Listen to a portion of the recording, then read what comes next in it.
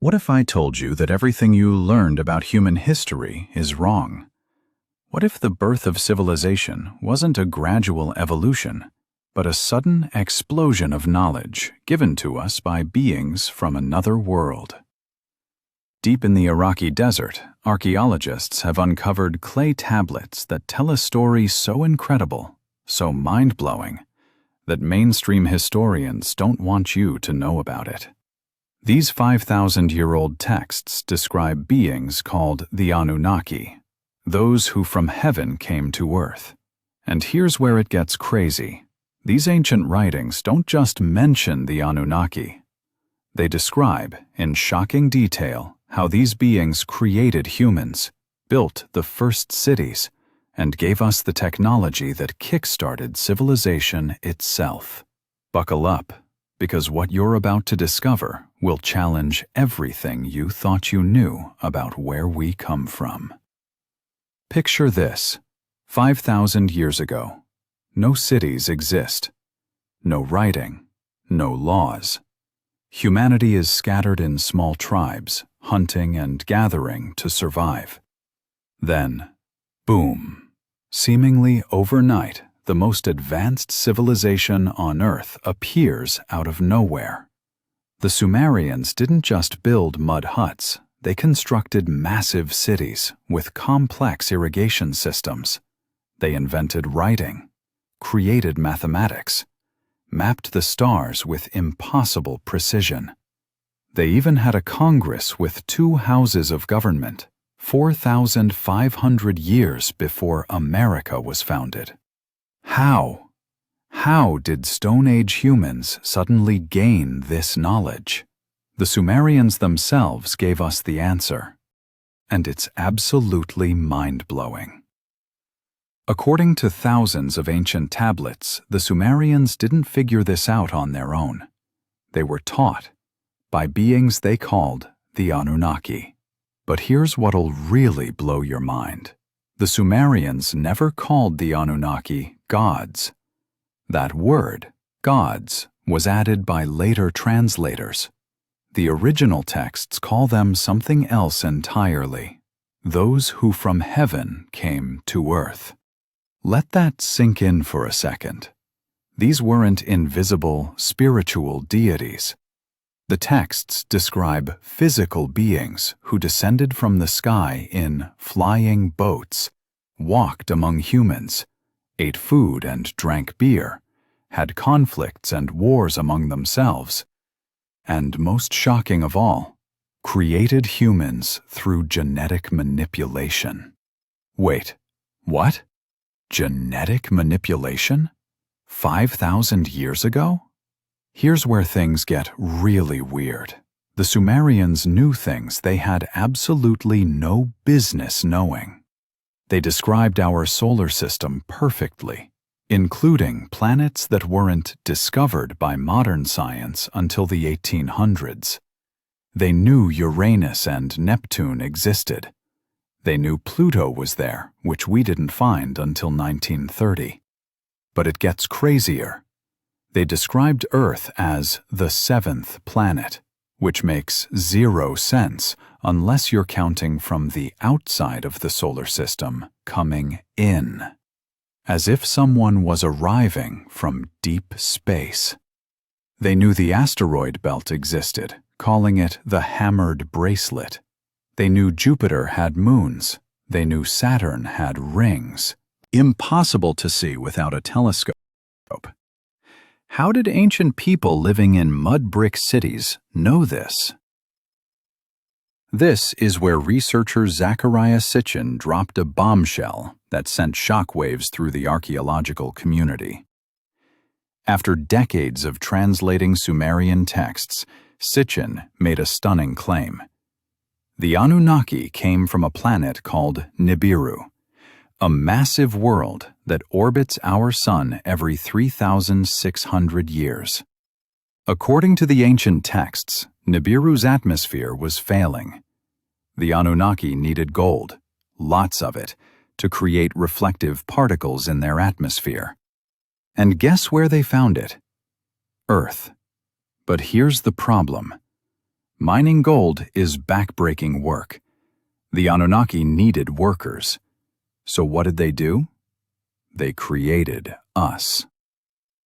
Now, before we dive into that incredible story, let's take a step back and look at the land where all of this supposedly happened: Mesopotamia. Mesopotamia means the land between rivers, and it's here in this fertile crescent between the Tigris and Euphrates that something extraordinary occurred.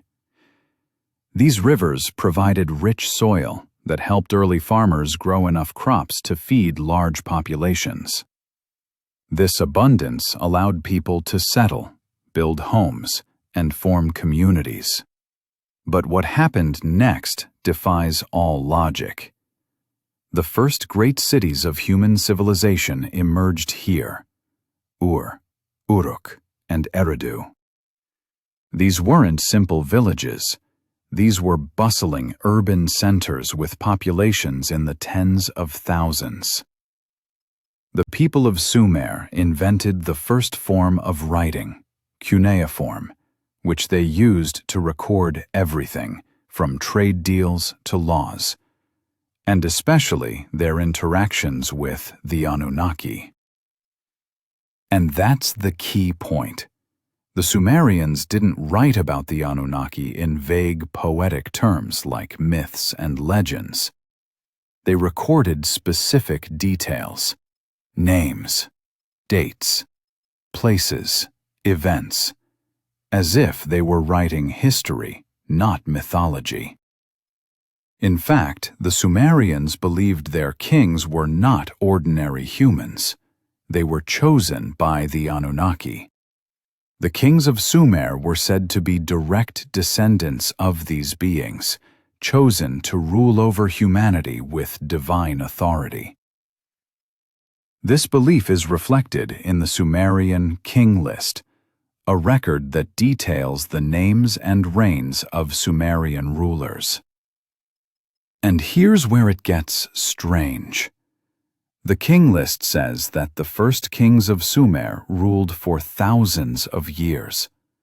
Not hundreds, thousands. One king allegedly ruled for 43,200 years. Were these kings really gods themselves? Or was there something more to their impossibly long reigns? Could they have been genetically different from normal humans, enhanced by their Anunnaki bloodline?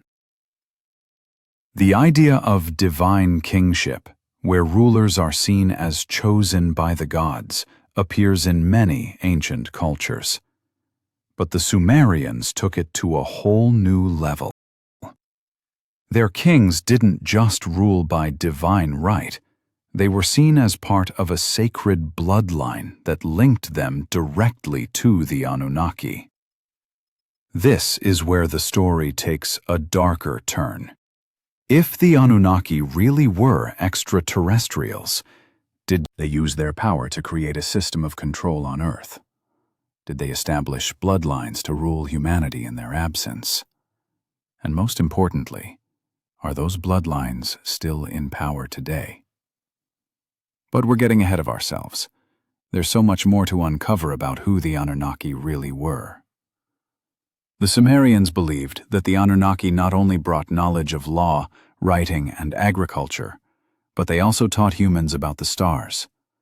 And this astronomical knowledge is perhaps the most compelling evidence that something extraordinary happened in ancient Sumer. Think about it. The Sumerians had an understanding of astronomy that rivals our own. They knew the exact length of a year, 365.25 days. They understood precession, the wobble of Earth's axis that takes 25,920 years to complete. They divided the sky into the 12 signs of the zodiac that we still use today. But how? How did they know all of this without telescopes, without computers, without any of the tools we need to make these calculations? Unless someone taught them. Someone who had already mapped the stars. Someone who had traveled through them. In Sumerian texts, the Anunnaki are consistently described as coming from the sky. The Sumerians saw them as divine beings who came to Earth from the heavens above. But what if these descriptions weren't symbolic? What if they were literally describing beings who arrived in spacecraft from another planet? And here's something that should give you chills. This isn't unique to Sumer. In ancient Egypt, the gods descended from the sky in boats of heaven, just like the Anunnaki.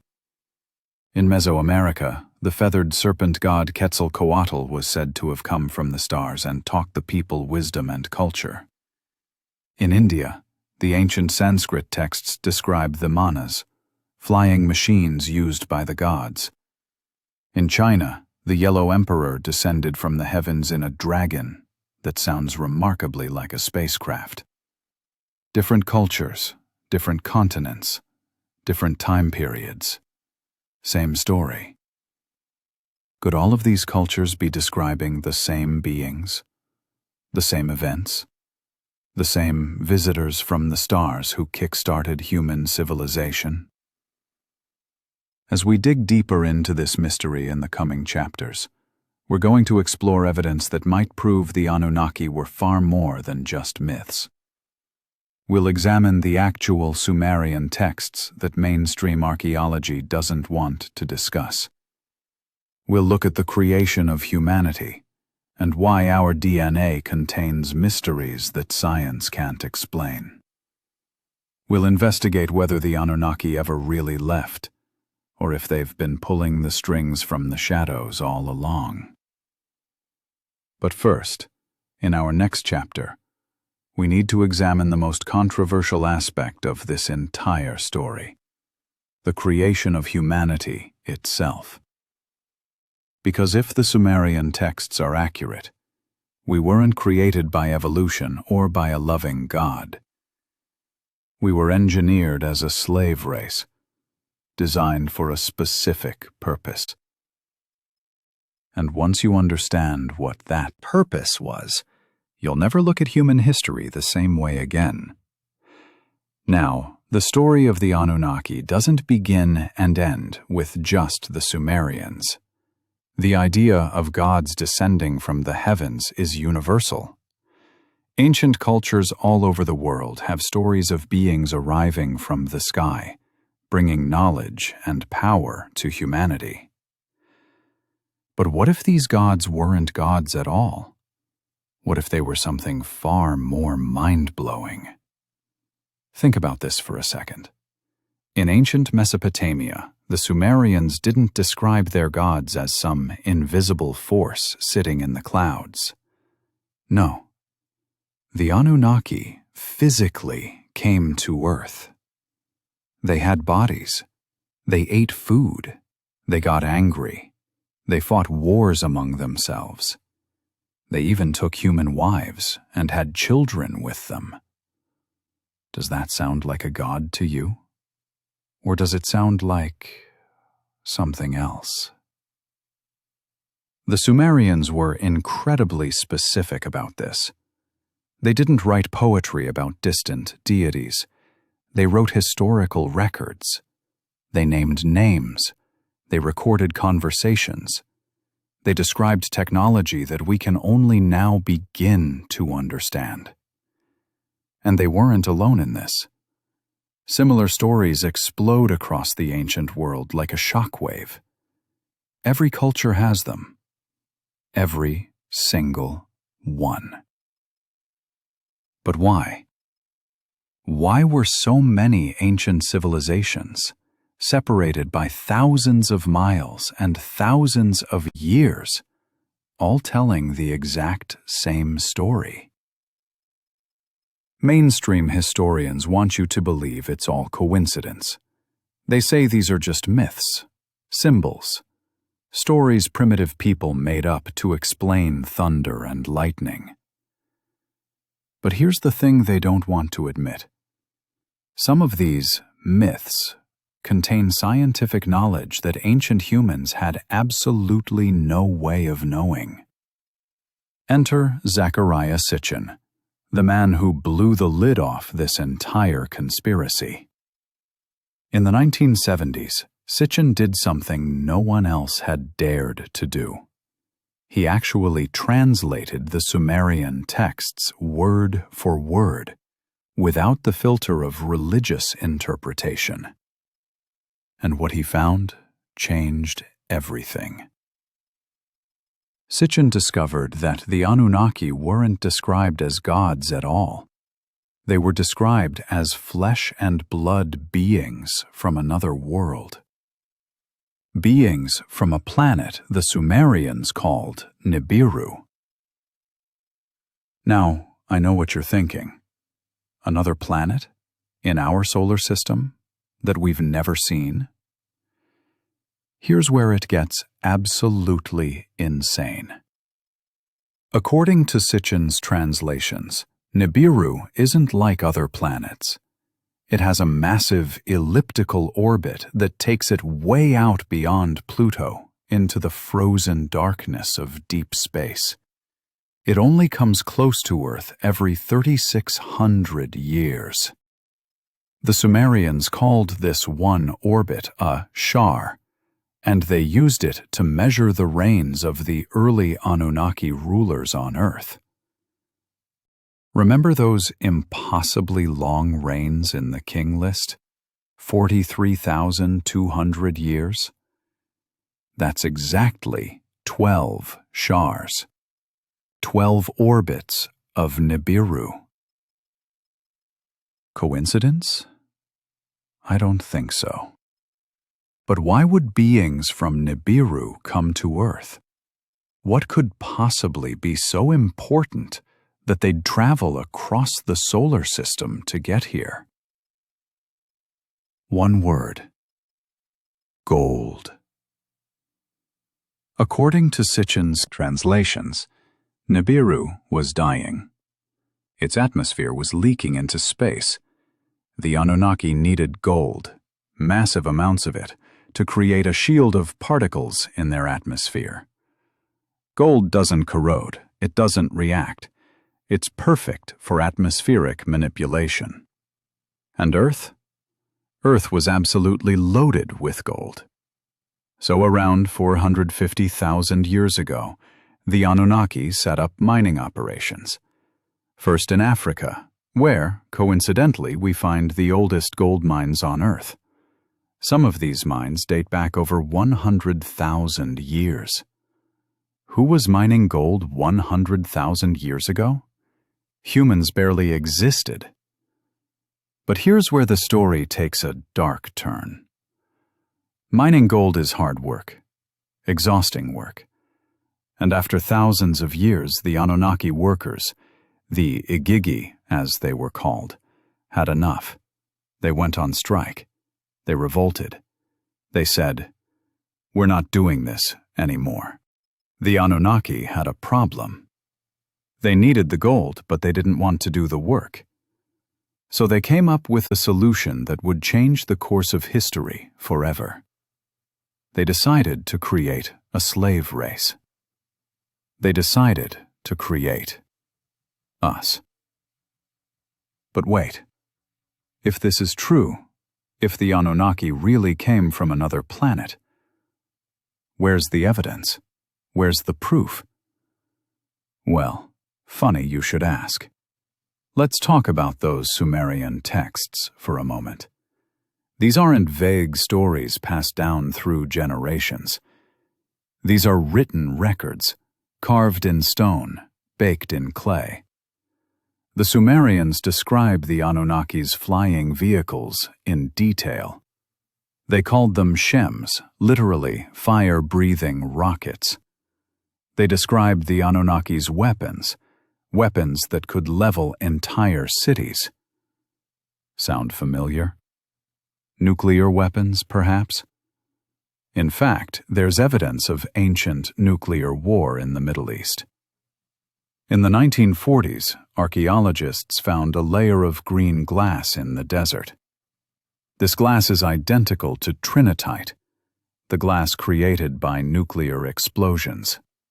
The only way this glass could exist is if the sand was subjected to temperatures over 3,000 degrees Fahrenheit. What natural phenomenon creates those temperatures? None. But a nuclear explosion does. The Sumerians even described where the Anunnaki lived when they were on Earth. They built a massive spaceport in what they called the landing place, in the Cedar Mountain. Today we call it Baalbek in Lebanon, where we find the largest cut stones ever used in construction, stones so massive that we can't move them with modern equipment. Who built this? And how? But let's get back to Nibiru for a second, because this is where things get really interesting. Skeptics love to say, if there's another planet, why haven't we seen it? Well, maybe we have. In the 1980s, NASA announced they'd detected a large object at the edge of our solar system. They called it Planet X. Then, suddenly, mysteriously, they went quiet about it. In 2016, scientists at Caltech announced they'd found mathematical evidence of a massive ninth planet in our solar system. 10 times the mass of Earth, with an orbital period of 15,000 years. Sound familiar? And here's something that'll really bake your noodle. The Sumerians didn't just know about Nibiru, they described our entire solar system perfectly. They knew about all the planets. They knew their colors. They knew their positions. They even described the creation of Earth itself, how it was formed when Nibiru collided with a planet called Tiamat, splitting it in half. One half became Earth, the other half became the asteroid belt. Modern science calls this the giant impact hypothesis. We only figured it out in the 1970s. The Sumerians wrote about it 5,000 years ago. How?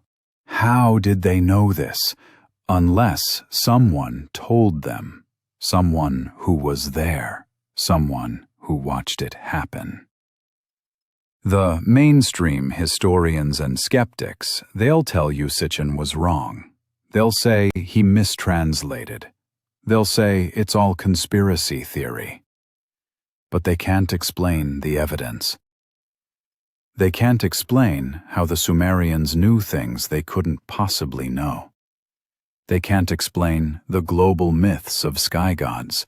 They can't explain the impossibly huge stones at ancient sites. They can't explain the radiation in the desert. And most of all, they can't explain what we're about to discover in the next chapter. Because if the Anunnaki created humanity as a slave race, they left their fingerprints all over our DNA. Scientists have found them. They call it junk DNA, mysterious genetic code that doesn't seem to belong. But it's not junk. It's evidence. Evidence of our true origins. Evidence that we were engineered. In our next chapter, we're going to blow open the creation myth. We're going to look at exactly how the Anunnaki created humanity. The genetic experiments, the failed attempts, the final success that became Homo sapiens. And we're going to reveal something that will shake you to your core. The Anunnaki didn't just create us and leave. They built a control system. A system of bloodlines and secret knowledge that still runs the world today.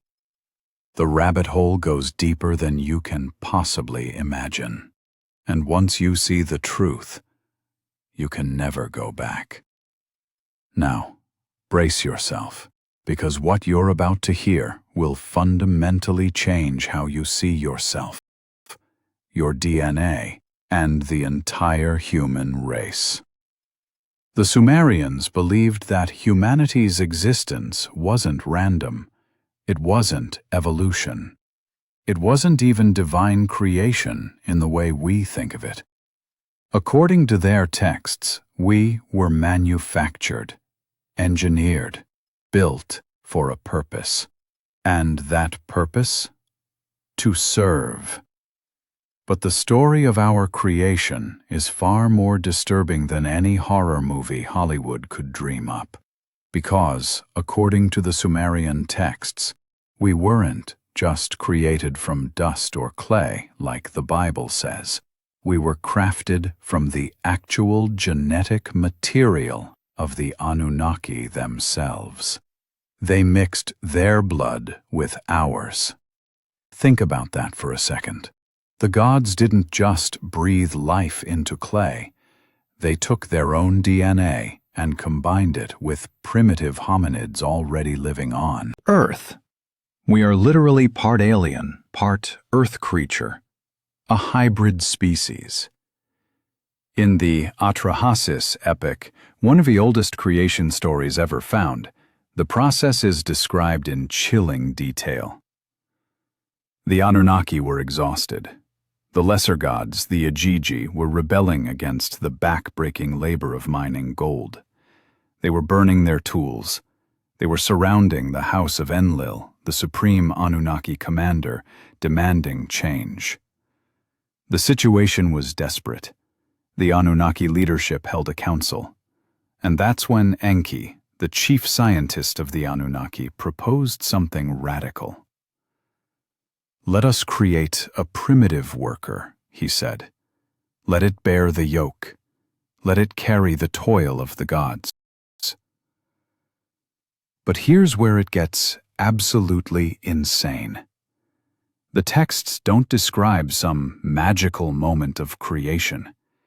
They describe what sounds exactly like a genetic engineering laboratory. Enki and Ninmah, the chief medical officer, took the essence of a young Anunnaki god and mixed it with the clay of the earth. But this wasn't literal clay. The Sumerian word they used, tit, actually means that which is with life. They were talking about living tissue, DNA. The texts describe multiple attempts, failed experiments, beings that couldn't speak, beings that couldn't reproduce, beings with deformities. It's exactly what you'd expect from a genetic engineering program.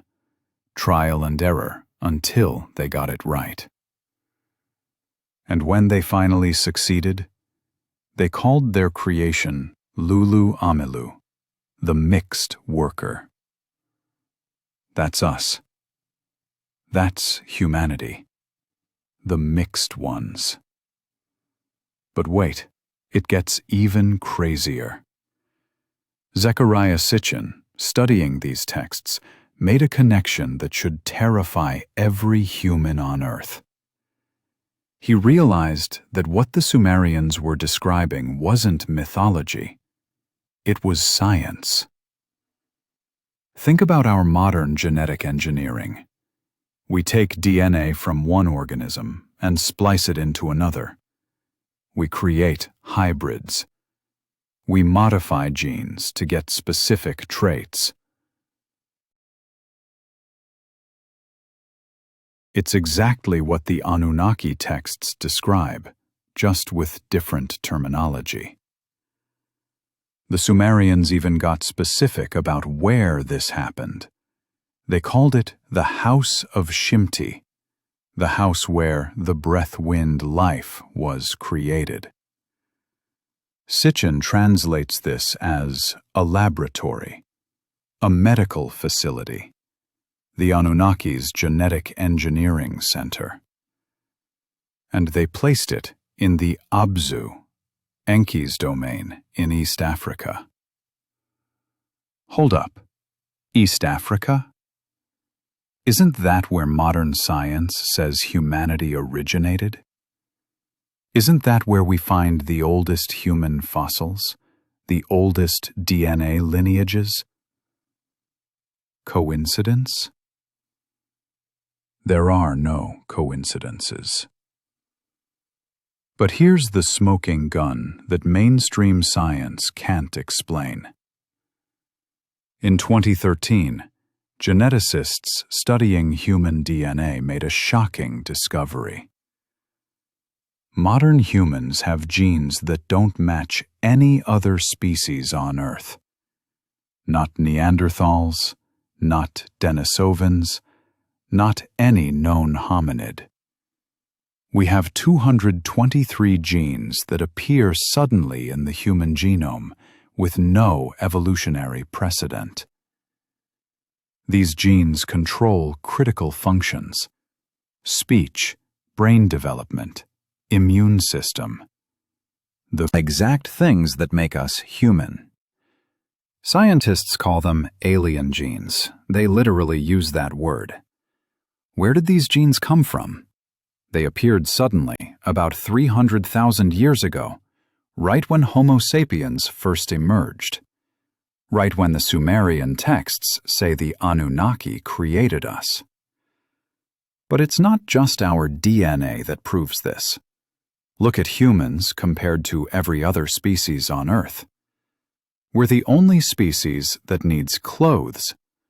Our skin can't handle direct sunlight. We have terrible backs because we're not fully adapted to walking upright. We have difficult childbirth because our heads are too big. We're prone to thousands of genetic diseases that don't affect other primates. It's almost like we're not fully adapted to this planet, like we're hybrid beings caught between two worlds.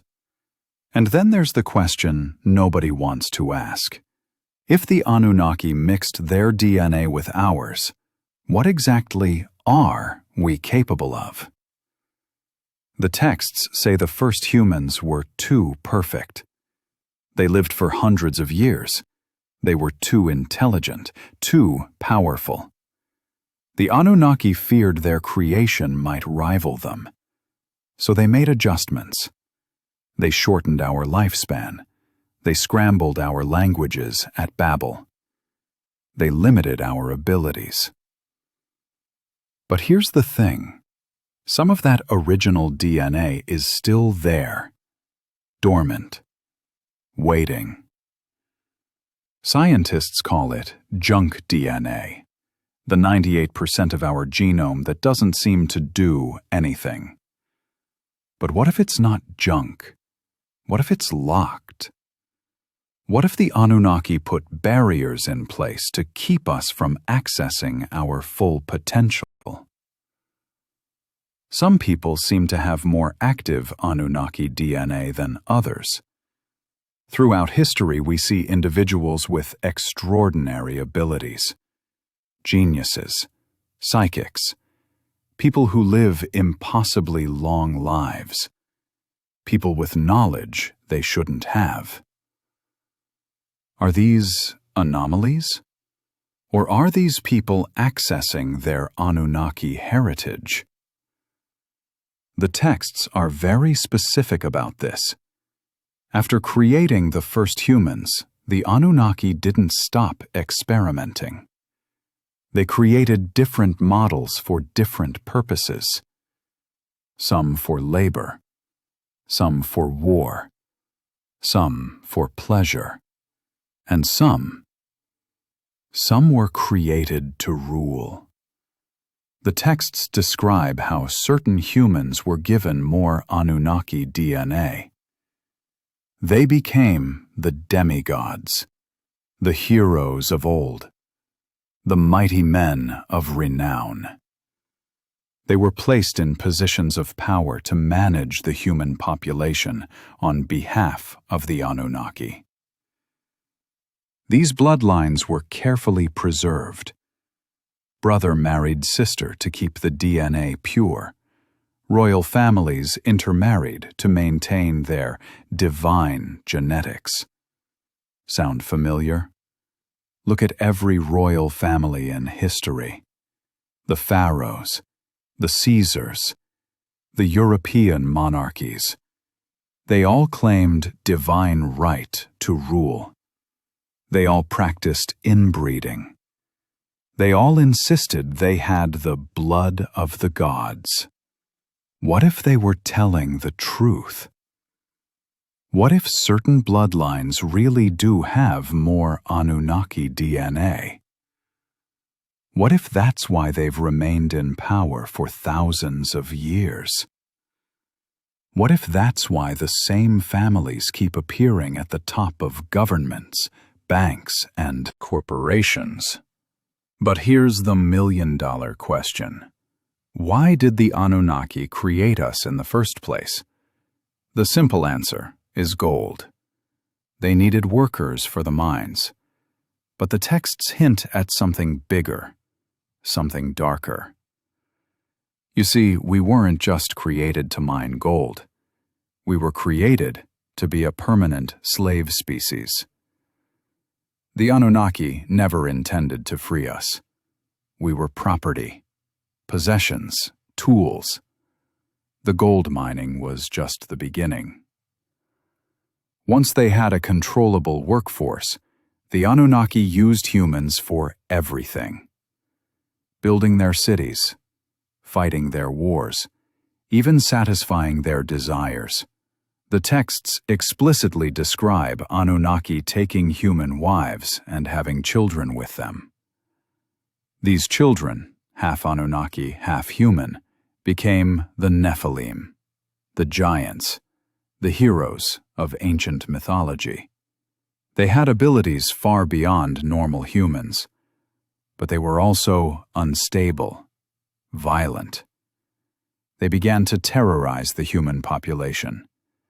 This is why, according to multiple ancient texts, the Anunnaki decided to wipe out humanity with the Great Flood.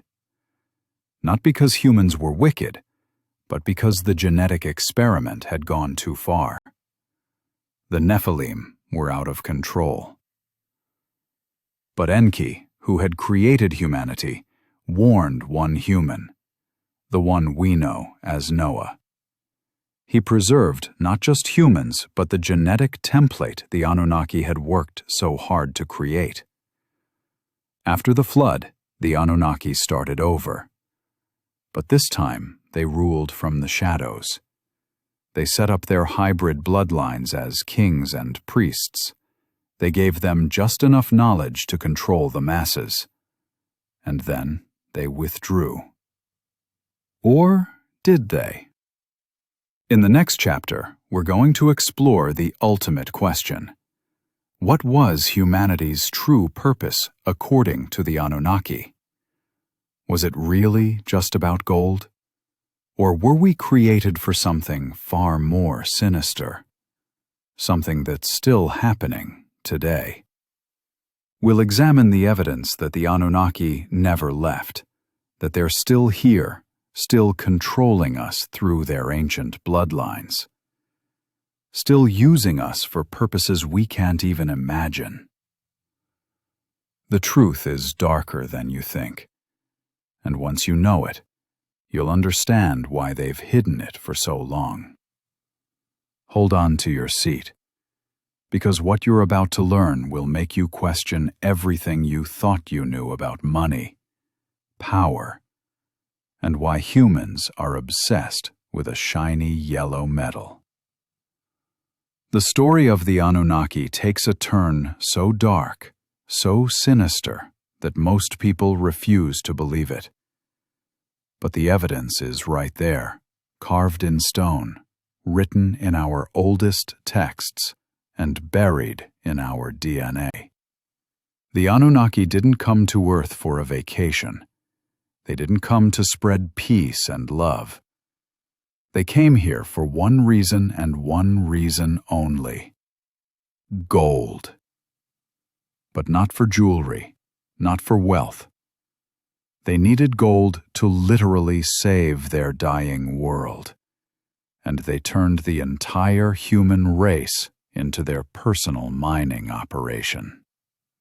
Let me paint you a picture that will blow your mind. According to the Sumerian texts, about 450,000 years ago, a group of Anunnaki landed in what is now the Persian Gulf. Their leader was Enki, and he had one mission: set up gold mining operations to save their home planet, Nibiru. Nibiru's atmosphere was hemorrhaging into space. They were facing extinction, and the only thing that could save them was gold. Massive quantities of gold, suspended as particles in their atmosphere to reflect radiation and retain heat. Think about that. We use the exact same principle today. NASA uses gold foil on spacecraft to protect against radiation. We put gold particles in our astronauts' helmet visors. Gold is literally the perfect atmospheric shield. How did the Sumerians know this 5,000 years ago? Unless someone told them. Someone who had already used gold for atmospheric protection. Someone from Nibiru. But here's where the story gets really dark. The Anunnaki set up their first mining operations in Southeast Africa. And guess what? That's exactly where we find the oldest gold mines on Earth. The Klerksdorp spheres, found in South African mines, are 3 billion years old. These perfectly spherical objects couldn't have formed naturally. Someone was mining there. Someone with advanced technology.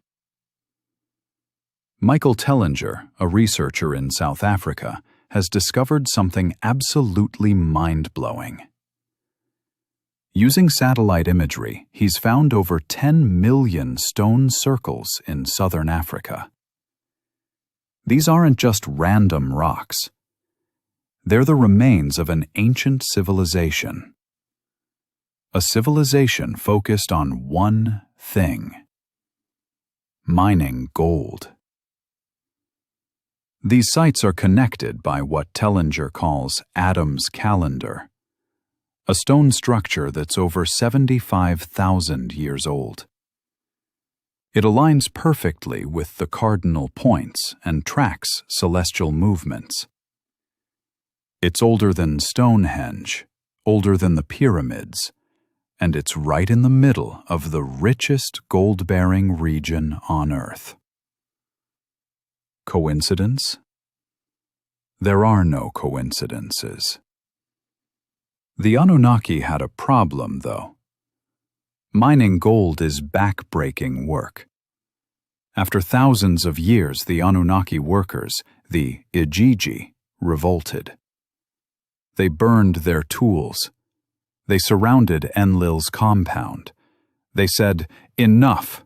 We're not slaves." So the Anunnaki leadership came up with a solution that would change everything. Create a slave race to do the mining. That slave race was us. But wait, there's more. And this is where it gets really messed up. The Anunnaki didn't just use humans to mine gold in ancient times. They set up a system that continues to this day. A system where humans are still obsessed with gold, still mining it, still hoarding it, without even knowing why. Think about it. Gold is practically useless for survival. You can't eat it. You can't drink it. It doesn't keep you warm. Yet every civilization throughout history has been obsessed with it. We've killed for it, died for it, enslaved entire populations for it. Why? Why are we so obsessed with a metal that has no practical value for daily life? Because it's programmed into our DNA. The Anunnaki didn't just create us to mine gold. They made us genetically predisposed to value it. It's hardwired into our brains. We see gold, and something deep inside us says, "This is important. This is divine. Look at the facts. Every ancient culture associated gold with the gods. The Egyptians called it the flesh of the gods. The Aztecs called it the excrement of the gods. The Hindu texts describe the gods arriving in golden vehicles. They all knew gold equals gods. Gods equal Anunnaki. And here's something that will really mess with your head. We're still mining gold for them. Oh, you think the Anunnaki left? Think again. Look at what's happening right now. Every year, humans mine about 3,000 tons of gold. Where does it go? About 50% goes into vaults, just sitting there, doing nothing. Fort Knox alone has 4,500 metric tons of gold just sitting underground. Why? Why do governments hoard gold? Why does every central bank on Earth stockpile it? They'll tell you it's for economic stability, but that's nonsense. We haven't been on the gold standard since 1971. So why are they hoarding it? Because someone wants it. Someone needs it. And that someone might not be from Earth. Here's where it gets even weirder. In recent years, gold has been disappearing. Not stolen, just vanishing. The German government asked to see their gold stored in the Federal Reserve. They were denied. When they finally got some back, it wasn't the same gold. Different serial numbers, different stamps. Where did the original gold go? China and Russia have been buying gold at unprecedented rates, thousands of tons per year. They're not making jewelry. They're not using it for electronics. It's disappearing into vaults and somewhere else.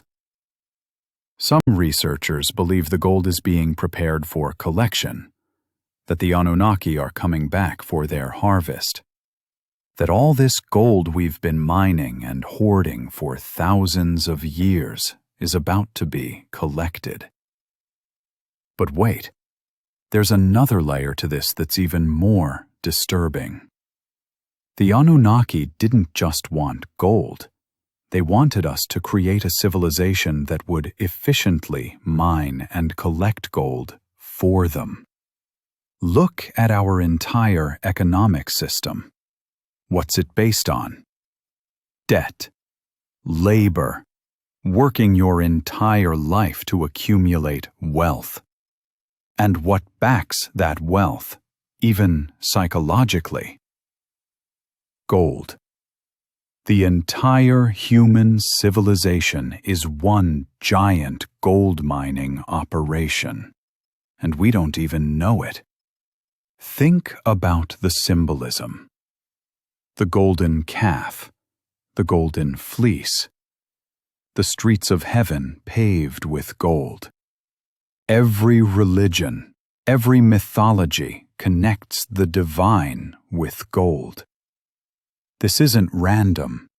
This is programming. The Anunnaki set up kingdoms and priesthoods to manage their gold collection.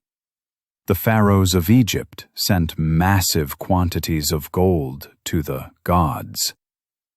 The temples of the ancient world were basically gold storage facilities.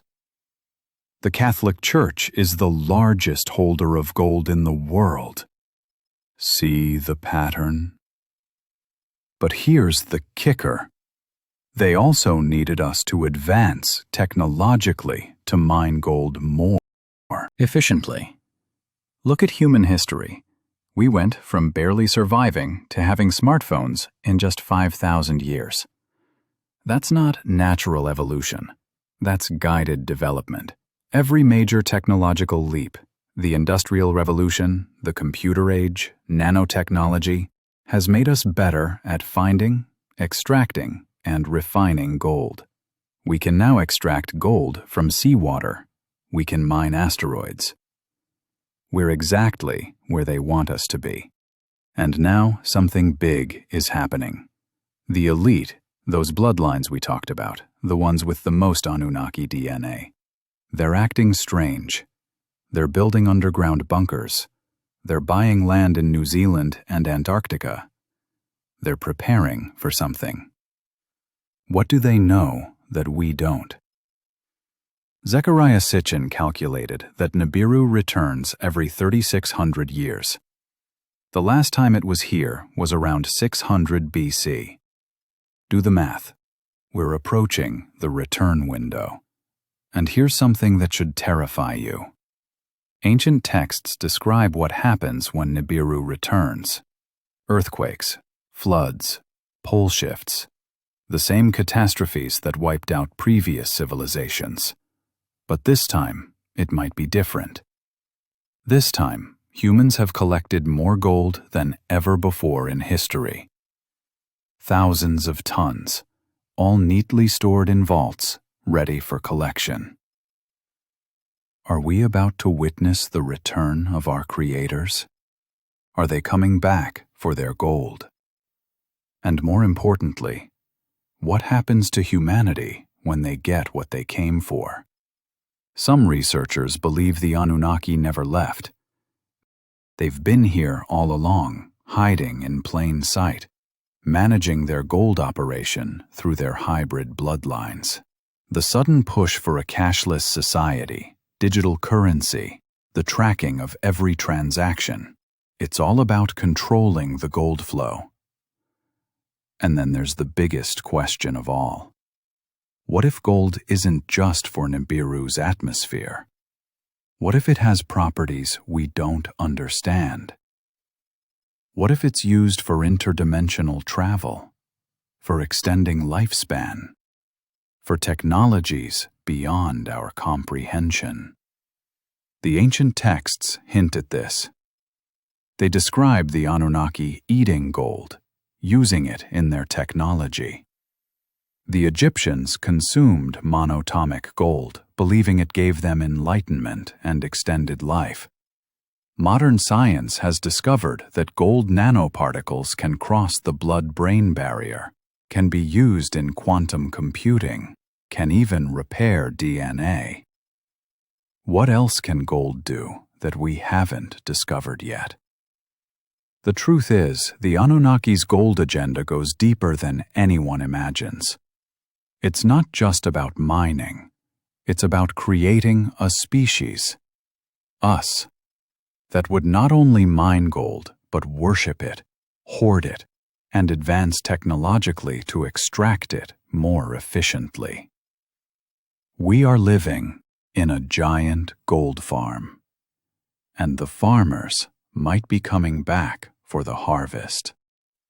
In the next chapter, we're going to explore the evidence that the Anunnaki are already here, the signs of their return, the underground bases, the UFO phenomena, the sudden disclosure of alien life by governments worldwide. Something big is coming.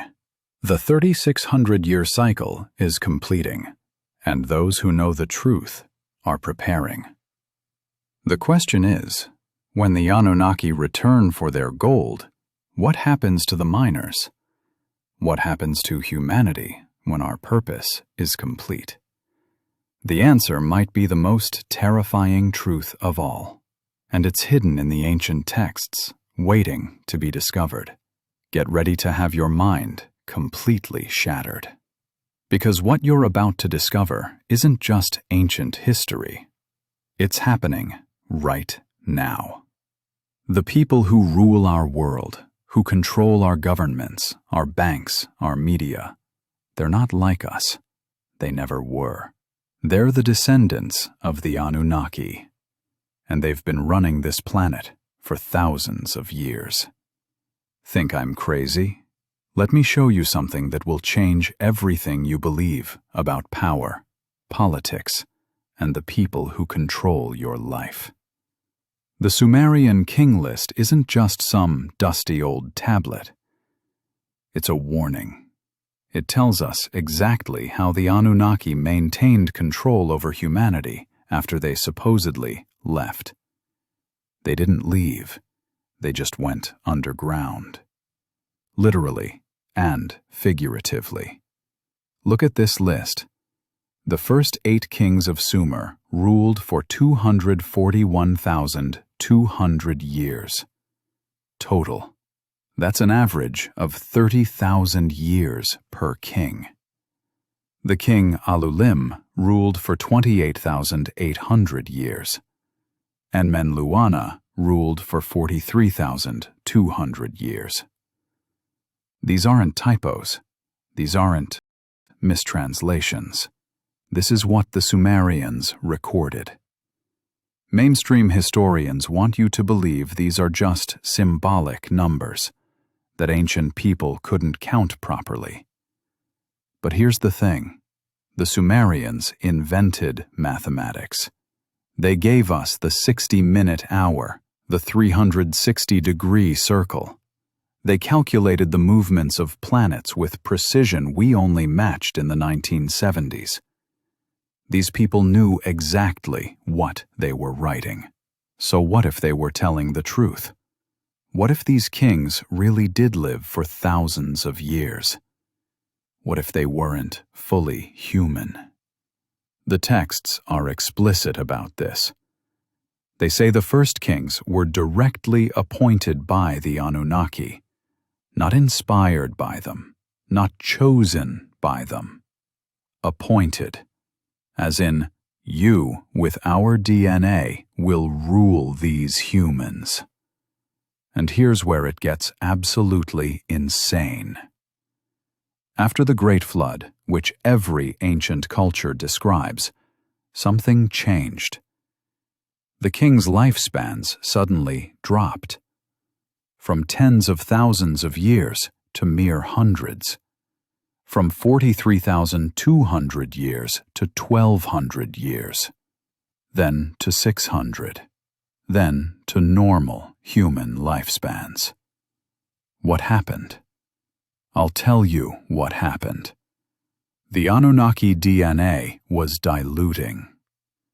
The first kings were probably first or second generation hybrids, direct children of the Anunnaki human breeding program. They had enough alien DNA to live for millennia. But as they bred with humans, each generation became more human, less Anunnaki. But, and this is crucial, they never lost it completely.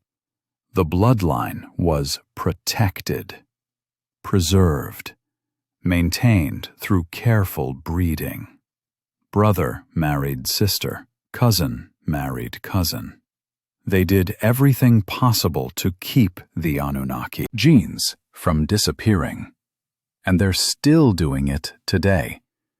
Look at the Egyptian pharaohs. They claimed to be descendants of the gods. They married their siblings to keep the bloodline pure. King Tut's parents were brother and sister. Cleopatra married 2 of her brothers. This wasn't cultural.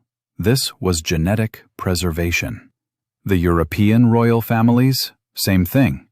They've been intermarrying for centuries. The Habsburgs were so inbred they developed a genetic deformity, the Habsburg jaw. Why would they do this? Why would they risk genetic defects? Because maintaining the Anunnaki bloodline was more important than health.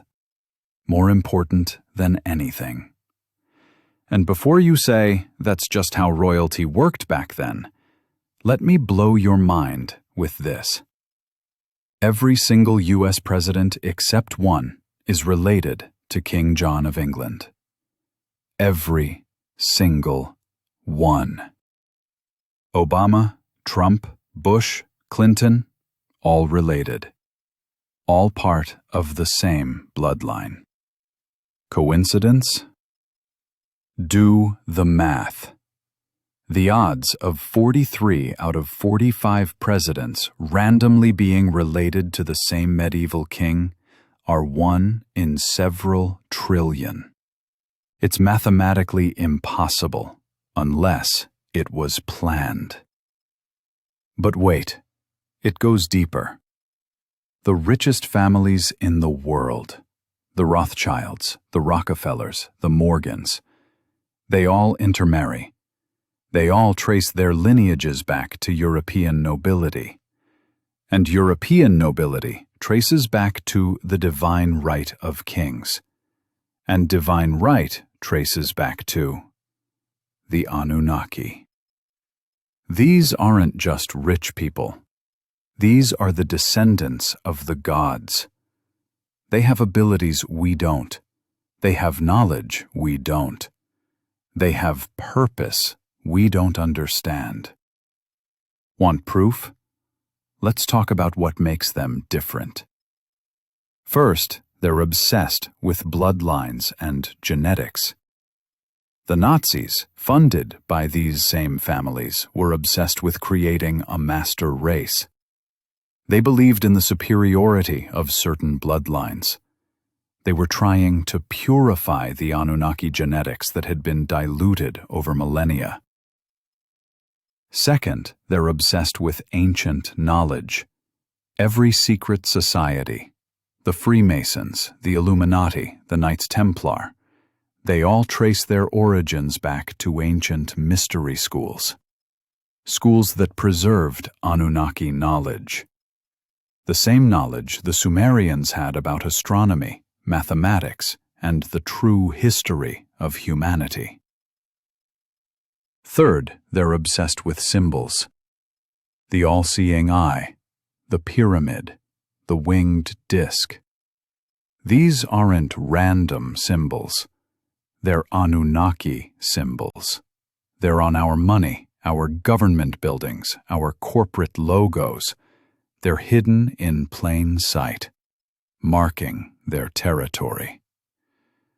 But here's the smoking gun that nobody talks about. Rh-negative blood. About 15% of humans have Rh-negative blood. But here's the thing.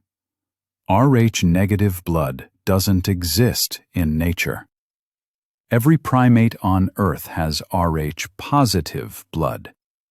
Every mammal has Rh-positive blood. Except for some humans. Where did Rh-negative blood come from? It had to be introduced into the human genome. It's not evolution. It's engineering. And guess who has the highest concentration of Rh-negative blood? European royalty, the elite bloodlines. The same families who've been ruling humanity for thousands of years. Rh-negative blood has strange properties. It can't be cloned. Mothers with Rh-negative blood will actually attack their own baby if it has Rh-positive blood. Their body recognizes it as alien. People with Rh-negative blood often report psychic abilities, heightened intuition, and strange experiences. They're different. Genetically, measurably different. Now, let's talk about the flood. Every ancient culture has a flood myth. The Sumerians, Egyptians, Greeks, Hindus, Chinese, Native Americans, they all describe a great deluge that wiped out most of humanity. But here's what they don't teach in school. The flood wasn't a natural disaster. It was intentional. The Sumerian texts are clear about this. The Anunnaki caused the flood. They decided humanity had become too numerous, too troublesome. The Nephilim, the giant hybrid offspring of Anunnaki and humans, were out of control. So they decided to wipe the slate clean. But Enki, the Anunnaki scientist who created humans, warned one man.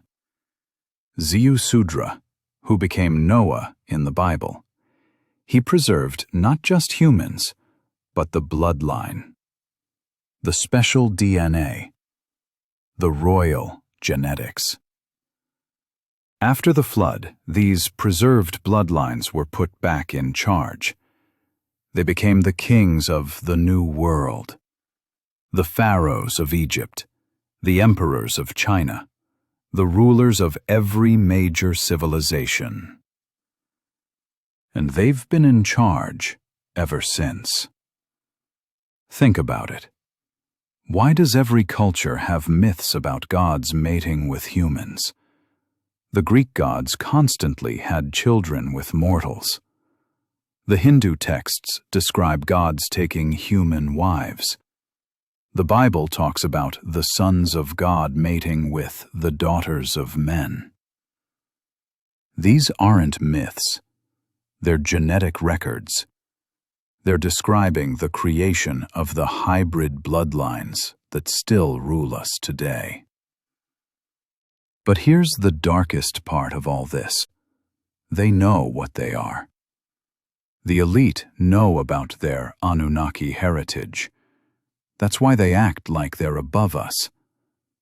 Because genetically, they are. They have meetings we're not invited to. Bohemian Grove, where world leaders gather in secret to perform ancient rituals. The Bilderberg Group, where the elite decide global policy behind closed doors. The Council on Foreign Relations, the Trilateral Commission. These aren't conspiracy theories. These are documented organizations where the bloodlines coordinate their control. And they're preparing for something. Something big. The Denver International Airport, built by the elite families, is covered in apocalyptic murals and sits on top of massive underground bunkers. The Svalbard Seed Vault in Norway, the Doomsday Vault, is preserving the Earth's genetic heritage. The elite are building underground cities in New Zealand, buying land in Patagonia, creating survival bunkers that can withstand anything. What do they know that we don't? They know their creators are coming back. The Anunnaki aren't gone. They're waiting, and their hybrid children have been maintaining the planet for their return. Think about what's happening right now. Genetic engineering is advancing at an unprecedented rate. We're on the verge of creating designer babies. We're unlocking the secrets of DNA. We're becoming capable of exactly what the Anunnaki did, creating new species. Is this random progress? Or are we being guided? Are the bloodlines pushing us toward a specific goal? A point where humanity is ready for the next phase of Anunnaki intervention?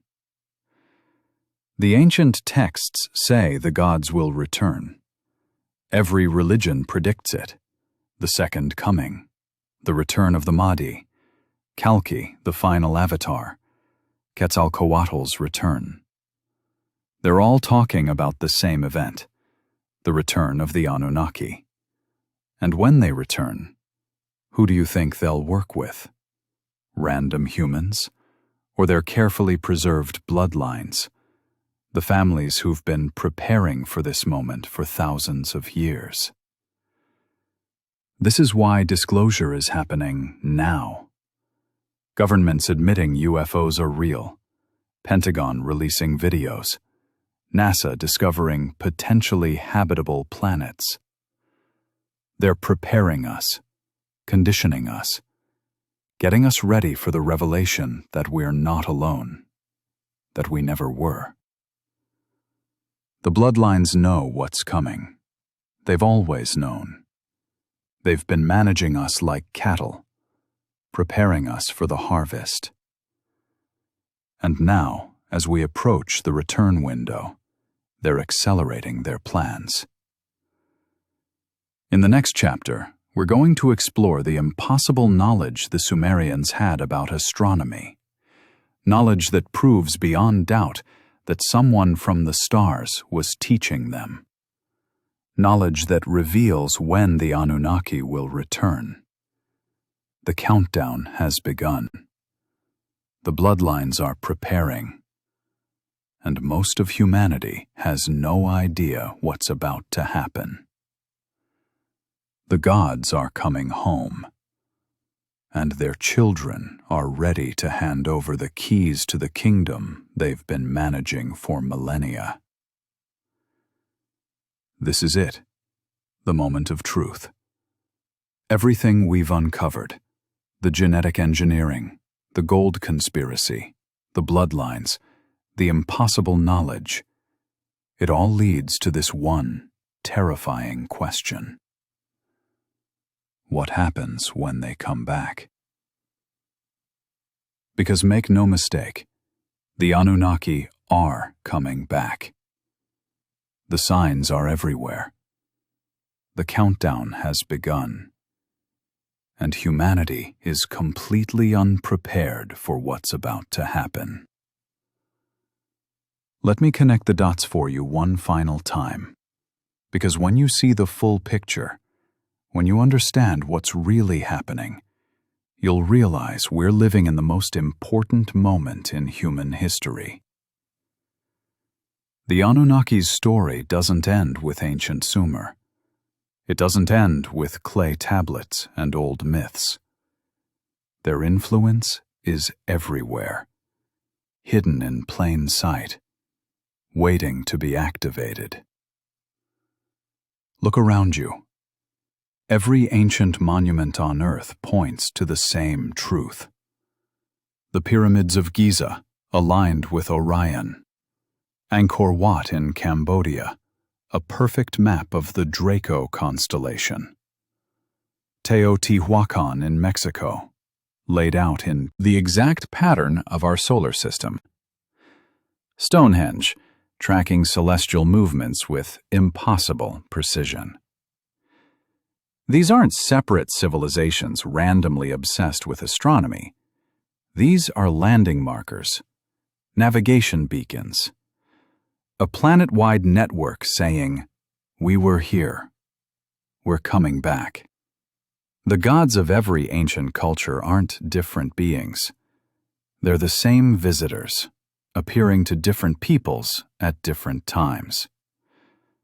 Ra and Osiris in Egypt, Anunnaki.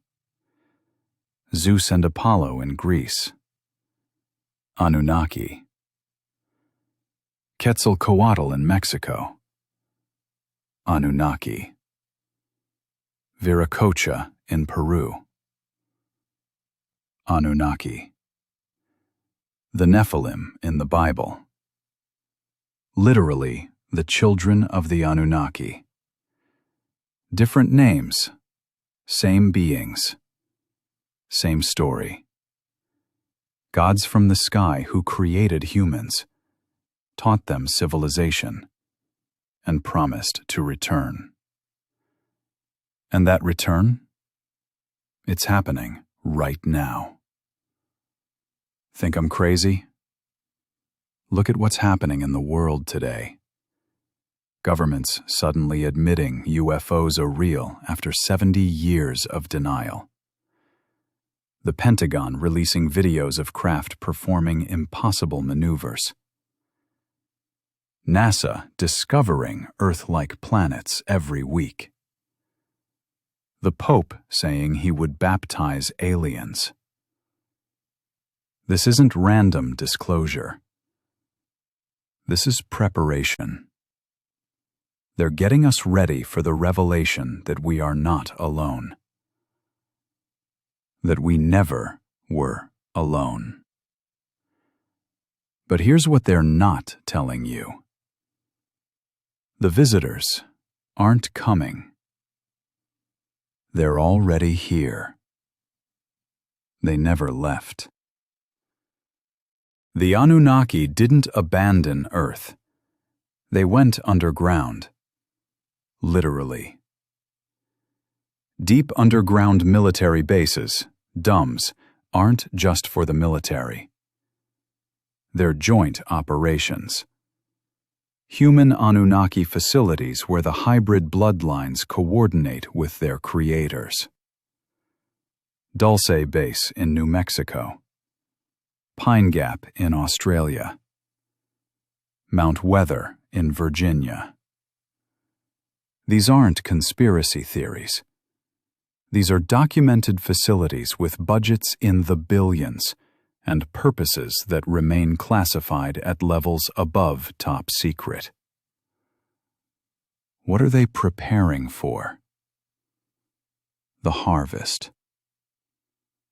Remember, we were created for a purpose: to mine gold, to serve. That purpose isn't complete. The Anunnaki have been waiting, letting us multiply, advance, develop better extraction technology. We've mined more gold in the last 100 years than in all of previous human history combined. The harvest is ready. But it's not just about gold anymore. It's about genetics. The Anunnaki have been running a 5,000-year breeding program, and it's reaching its culmination. Look at what's happening with DNA technology, CRISPR gene editing, designer babies, brain-computer interfaces, artificial intelligence. We're on the verge of becoming a spacefaring species ourselves. This isn't natural progress. This is guided evolution. The Anunnaki are preparing us for the next phase. We're about to join them among the stars, but not as equals, as servants, as workers, as property. The signs of their return are accelerating. 2017. Oumuamua, the first confirmed interstellar object, enters our solar system. Its shape and trajectory defy natural explanation. 2019. The U.S. Navy confirms UFO videos are real. The crafts show technology beyond human capability. 2020. A global pandemic locks down the planet, accelerating digital tracking and control systems. 2021. Billionaires race to space, establishing off-world infrastructure. 2022. James Webb Telescope is launched, pointed directly at the Orion constellation. 2023. Government whistleblowers testify about recovered non-human craft and biologics. 2024. AI reaches human-level intelligence, fulfilling ancient prophecies about mines of metal. See the pattern? See the acceleration? We're in the final phase.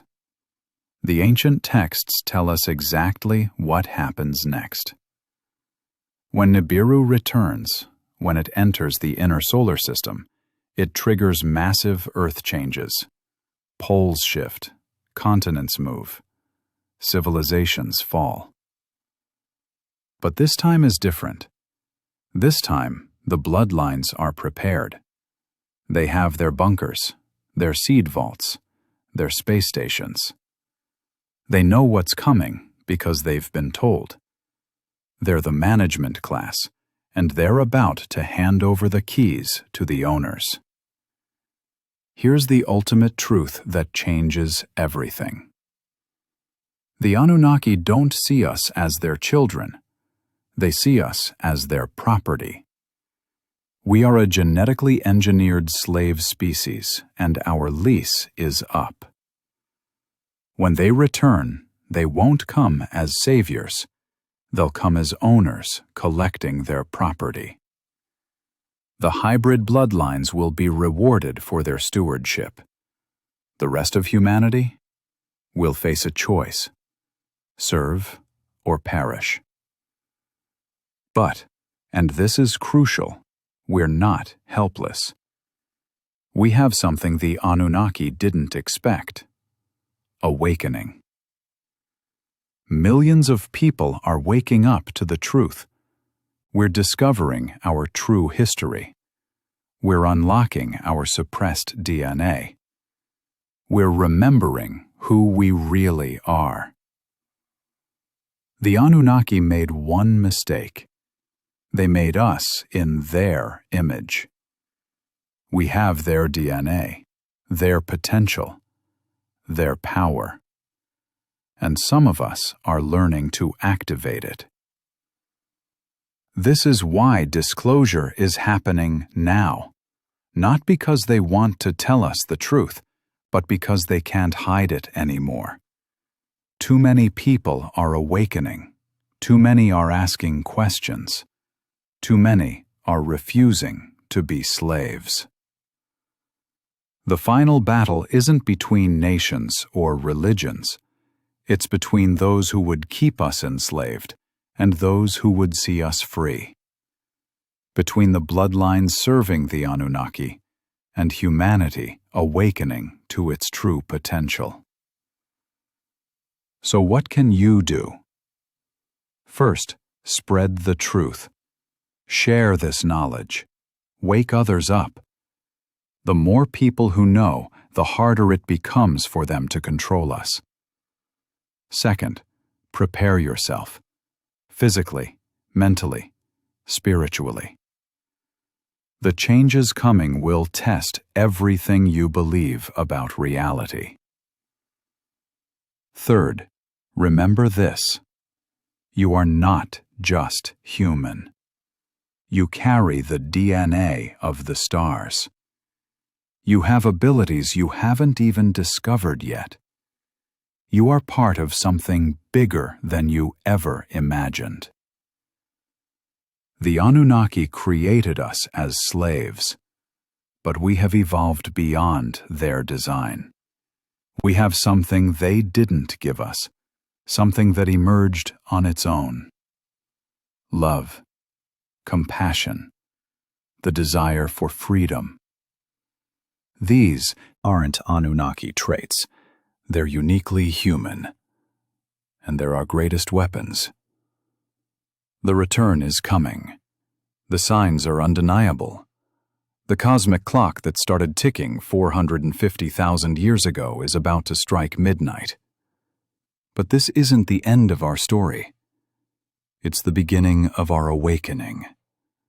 Remember, they need us more than we need them. They need our gold, our genes, our service. But we don't need gods anymore. We've outgrown our creators, and that terrifies them. The ancient texts say the gods will return. They're right. But this time, we'll be ready. This time, we know who they are. This time, we choose our own destiny. The Anunnaki saga isn't ending. It's entering its final chapter. And we're the ones who will write it. Holy cow! Can you believe what we just uncovered? This is just the beginning. In our next episode, we're diving even deeper into the Anunnaki mystery. We'll explore the ancient sites they left behind, the technology they used, and the underground bases where they might be hiding today. This is episode 1 of our 5-part deep dive into the greatest conspiracy in human history. Next time, the Anunnaki Underground, mapping the hidden empire. We're going to blow the lid off the secret tunnel systems, the Antarctica connections, and the shocking truth about what's really happening beneath our feet.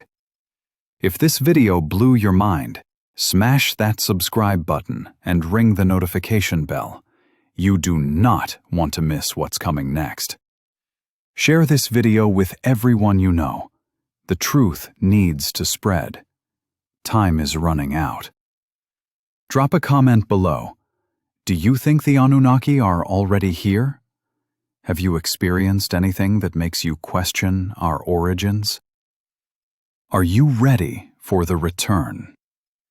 And remember, they've hidden this truth for 5,000 years. They've killed to keep it secret. They've rewritten history to make us forget. But now you know. Now you're awake. And once you see the truth, you can never go back. Episode 2 drops next week. The revelations get even bigger. The evidence gets even more shocking. And the implications will change everything you thought you knew about human history. Until then, keep your eyes on the skies. Question everything. Trust no one in power. And remember, you are not alone. You never were. The gods are returning. The question is, will you kneel or will you rise? See you in the next one, Truth Seekers. This is just the beginning.